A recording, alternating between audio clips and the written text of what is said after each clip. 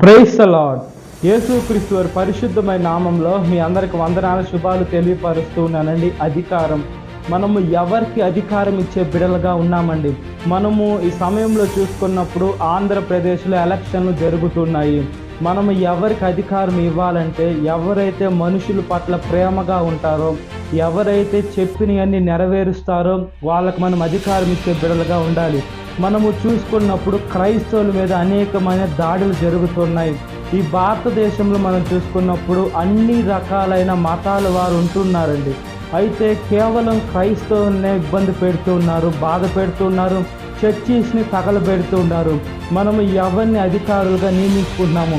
దేవుడంటే భయము భక్తి కలిగి లోబడి ఎప్పుడైతే ఉంటారో అలాంటి వారికి మనం అధికారం ఇచ్చే బిడలుగా ఉండాలి. కానీ ప్రతి ఒక్క ఓటు ప్రతి ఒక్క అధికారికి అవసరంగా ఉంటుందండి. వాళ్ళు గెలవాలంటే మనము మన ఓటుని 5 సంవత్సరాలకు ఒకసారి వచ్చే ఓటుని సద్వినియోగం చేసుకునే బిడలుగా ఉండాలి.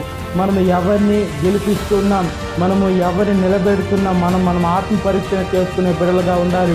ఇప్పుడు మనం ఒకసారి ఓటు వేసిన తర్వాత ఆ నాయకుడు గెలిచిన తర్వాత 5 సంవత్సరాలు ఉంటారు. క్రైస్తవుని ఇబ్బంది పెట్టకుండా ఉంటే మనము ఓటు వేయచ్చు. కాబట్టి ప్రతి ఒక్క మనం ప్రార్థన చేసి మనము ఏ నాయకుడు దేవుడికి సమర్పిస్తే దేవుడు మంచి నాయకుడిని నిలబెడతారు. కాబట్టి మనం దేవుని బిడ్డలుగా ఉండినట్లుగా ప్రార్థన.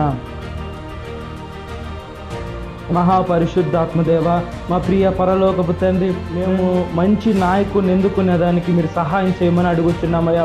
డబ్బుల కోసమో లేదా అధికారం కోసమో లేకుంటే ఈ లోకంలో ఏదేదో స్థలాల కోసమో ఈ లోకంలో మోసం చేయాలని అలాంటి అధికారాలు మాకు వద్దు. కానీ మీ బిడ్డల పట్ల ప్రేమగా ఏదైతే చెప్పారో అవి నెరవేర్చేదానికి, పేదలకి వాళ్ళకు ఉపయోగపడేదానికి, ప్రతి ఒక్కరికి ఉపయోగపడే మంచి అధికారిని మాకు దయచేయమని ప్రాధాయపడుతున్నాం.